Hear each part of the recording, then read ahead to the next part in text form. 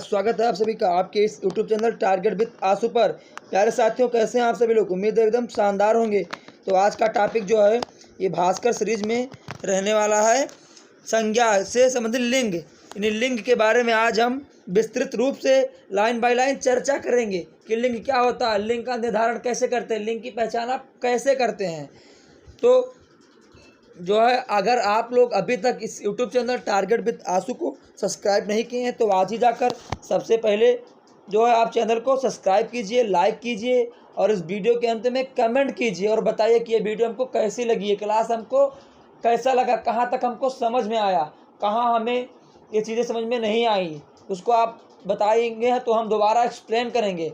और अपने सभी सहपाठियों, मित्रों, साथियों, भाइयों, बहनों जिनको भी हिंदी में लिंग से संबंधित कोई भी समस्या हो उनको ये वीडियो ज़रूर भेजिए और उनको बताइए कि यहाँ पर जो है टारगेट विद आंसू चैनल पर हिंदी से संबंधित सारी क्लासेस हमको प्लेलिस्ट के माध्यम से लाइन बाय लाइन मिल जाएंगी। तो चलिए, आज का टॉपिक है लिंग। तो हम लिंग के बारे में विस्तृत रूप से चर्चा करेंगे। चलिए देखते हैं। तो सबसे पहले आएगा बात कि लिंग किसे कहते हैं। तो लिंग जो है इसकी परिभाषा होती है कि संज्ञा के जिस रूप से किसी व्यक्ति या वस्तु के स्त्री या पुरुष होने का पता चलता है उसे लिंग कहते हैं।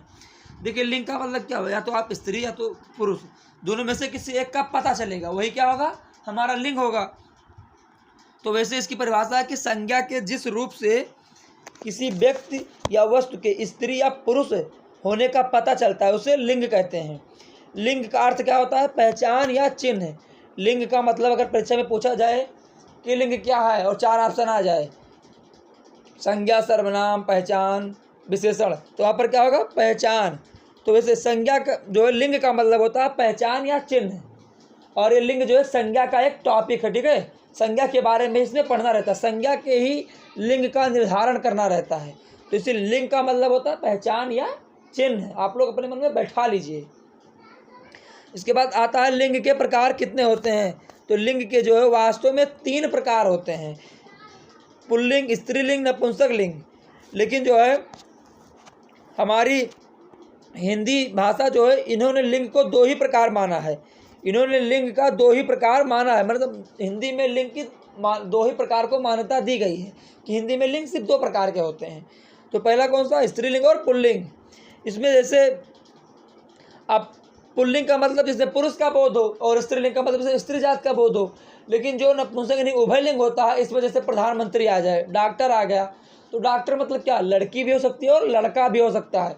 प्रधानमंत्री लड़की भी हो सकती है और लड़का भी हो सकता है। राष्ट्रपति लड़का भी लड़की भी। टीचर लड़का भी होता है, लड़की भी होती है, यानी स्त्री भी होते हैं, पुरुष भी होते हैं। तो वैसे प्रधानमंत्री, अध्यापक और विद्यार्थी, मुख्यमंत्री, राष्ट्रपति, मतलब ये सब जितने पद होते हैं ये सब क्या होते हैं, ये सब जो है उभयलिंग में आते हैं, ठीक। तो उभयलिंग में जिसमें ना स्त्री और ना पुरुष जाति का पता चले उसे उभयलिंग कहते हैं। अपने मन में आप बैठा लो बस।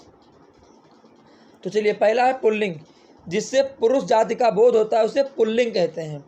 इंग्लिश में से मैस्कुलिन जेंडर आपने नाम सुना होगा, तो वैसे ठीक हिंदी में इसको पुल्लिंग बोलते हैं। यानी जिससे पुरुष जाति के होने का बोध होता है उसे पुल्लिंग कहते हैं।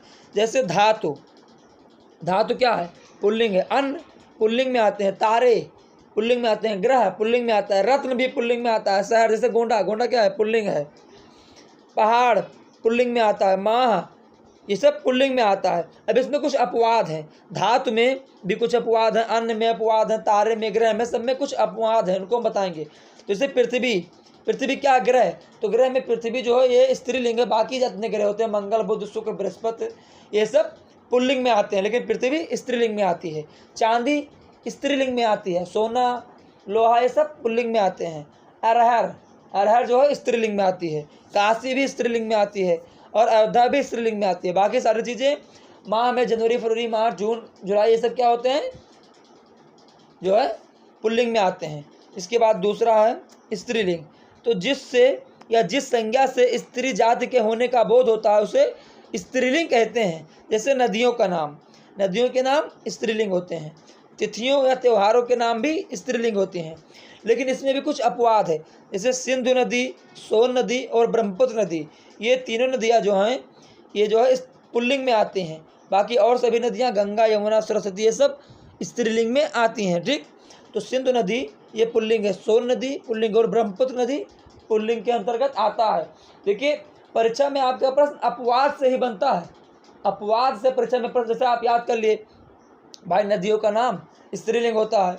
अब नदियों का नाम स्त्रीलिंग होता है लेकिन अपवाद आप भूल रहे हैं कि ब्रह्मपुत्र नदी, सोन नदी और सिंधु नदी इस जो है पुल्लिंग में आता है। अब आपसे कोई पूछ लिया कि भैया आप बताइए ब्रह्मपुत्र कौन सा लिंग है, तब आप क्या कहेंगे? नदी का नाम तो स्त्रीलिंग है, स्त्रीलिंग ही कर दो। वहाँ पर आप गलत हो जाएगा, क्योंकि आपको अपवाद याद करना है। अधिकतर लोग हमसे अपवाद ही पूछते हैं।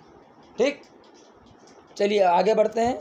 उम्मीद है इतनी चीज़ें समझ में अच्छे से आ गई होंगी। इसके बाद हम लिंग की पहचान कैसे करेंगे।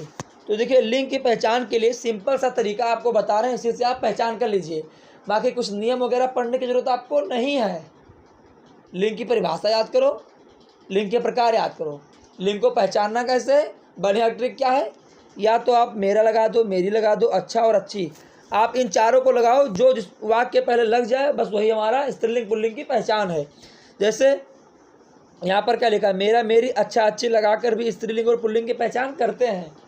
तो चलिए कैसे करते हैं ये बताएंगे आपको, थोड़ा गौर कीजिएगा, क्योंकि अगर आप थोड़ा सा मन इधर उधर किए तो आपके समझ में नहीं आएगा, फिर आप कहेंगे पता नहीं कैसा पढ़ा गया, हमको समझ में नहीं आया। ठीक, तो चलिए वैसे लिखा है पंखा, पेन, मेज, दीवार, खिड़की, पुताई, पानी, रोटी, सब्जी, खून, त्वचा, बाल, हाथ, नाक, गंगा, नदी, पर्वत, दिन, रविवार और रात्रि। इतने शब्द हमारे सामने लिखे हुए हैं।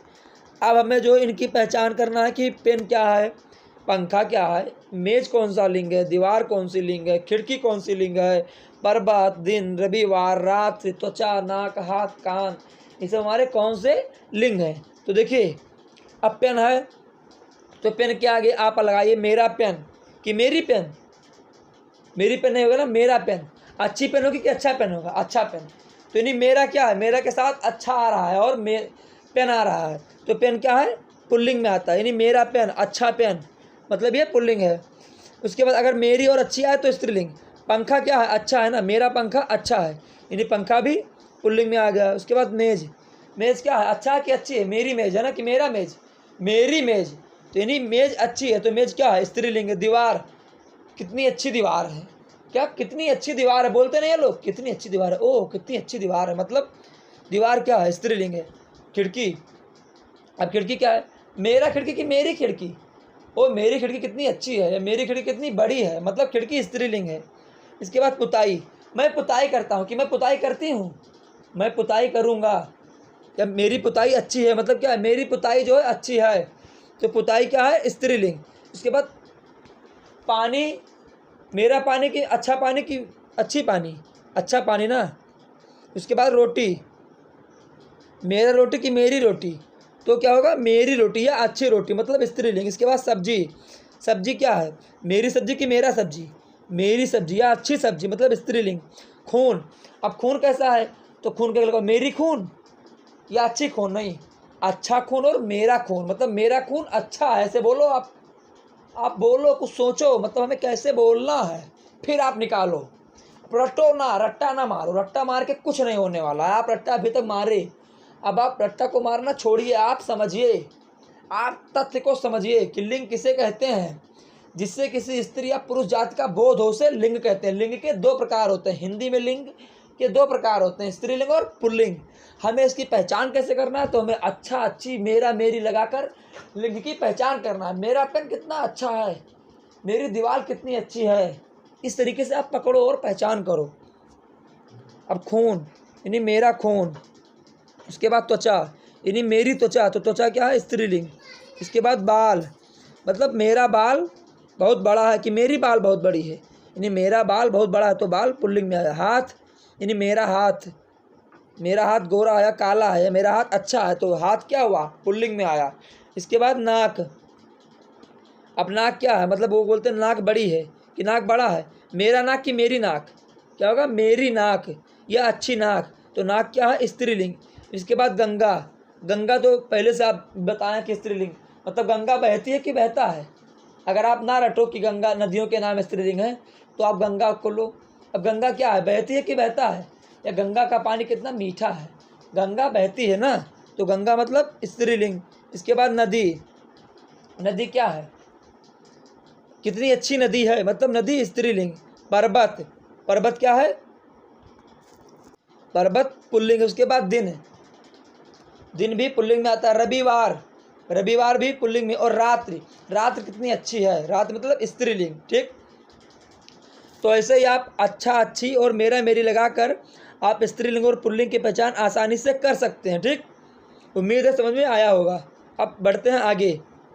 आगे दही, दही क्या है, पुल्लिंग है। छाछ स्त्रीलिंग, घी पुल्लिंग और नमक पुल्लिंग।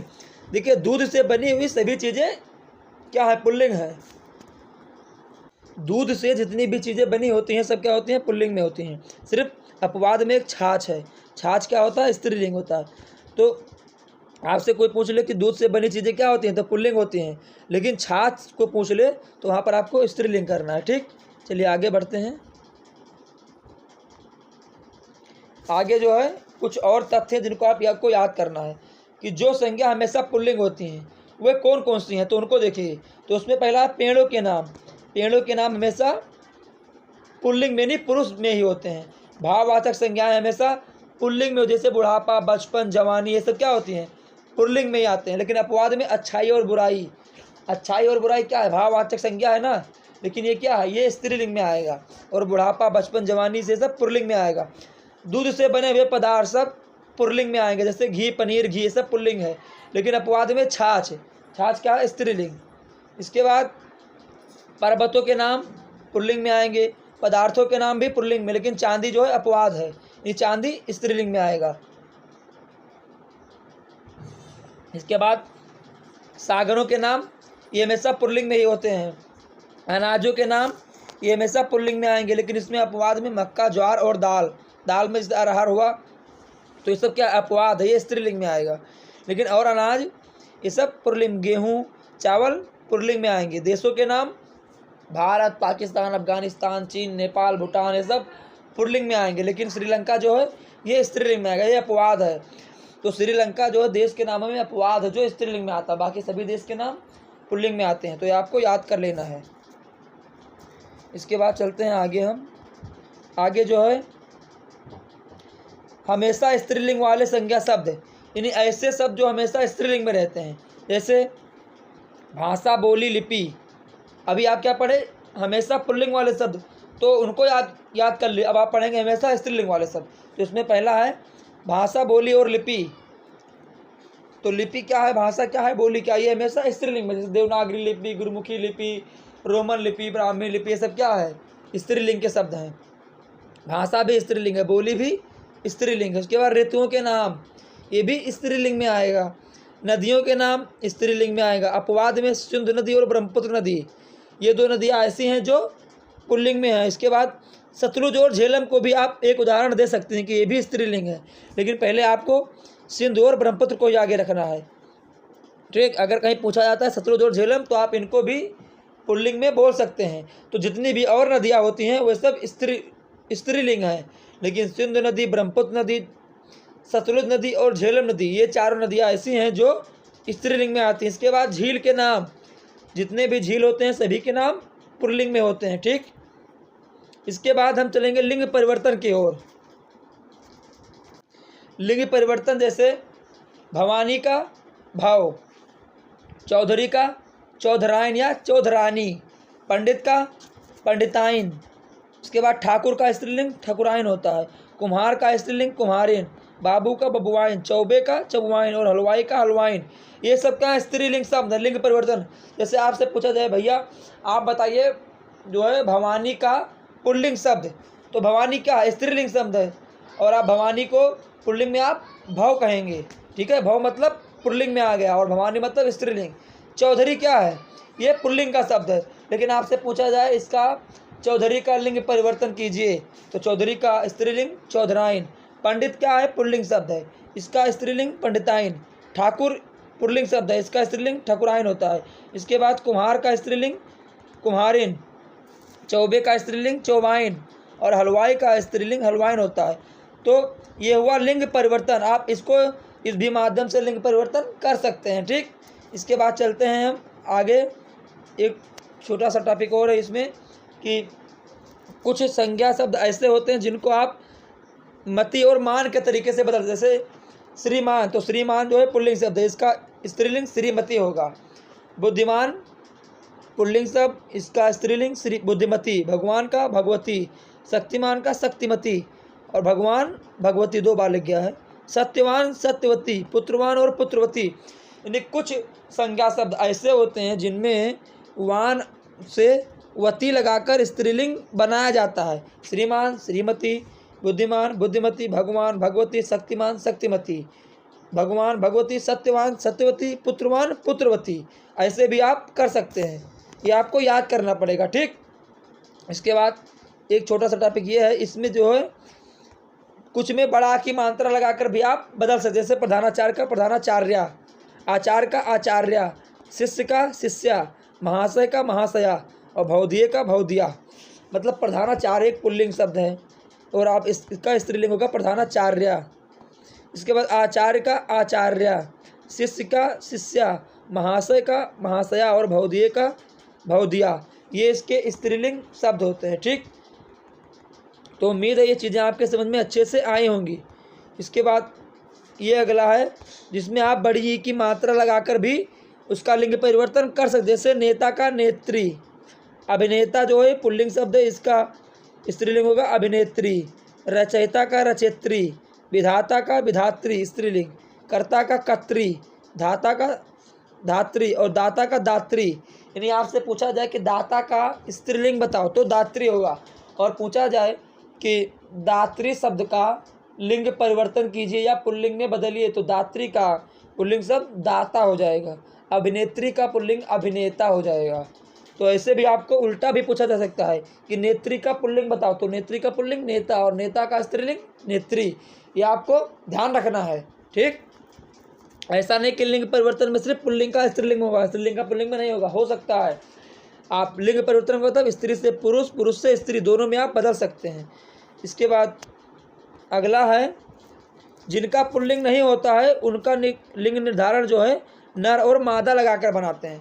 जैसे कुछ शब्द ऐसे भी संज्ञा शब्द होते हैं जिनका स्त्रीलिंग पुल्लिंग सेम होता है, मतलब वो नहीं बदल सकते आप, तो उनके आगे आप नर या मादा लगाकर स्त्री और पुल्लिंग बनाएंगे। अगर नर लगाएंगे तो पुल्लिंग, मादा लगाएंगे तो स्त्रीलिंग हो जाएगा, ठीक।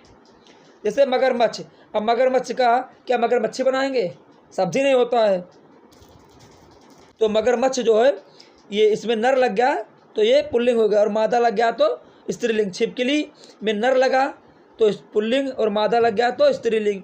मछली जो है ये इसमें नर लगा दिया तो नर मछली, और मादा लगाए तो स्त्रीलिंग हो गई।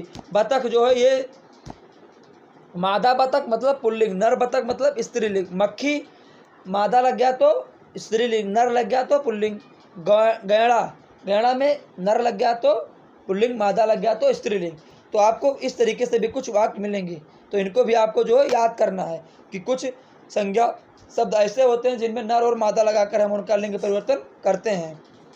कुछ अन्य महत्वपूर्ण चीज़ें और हैं, इनको भी आप देख लीजिए।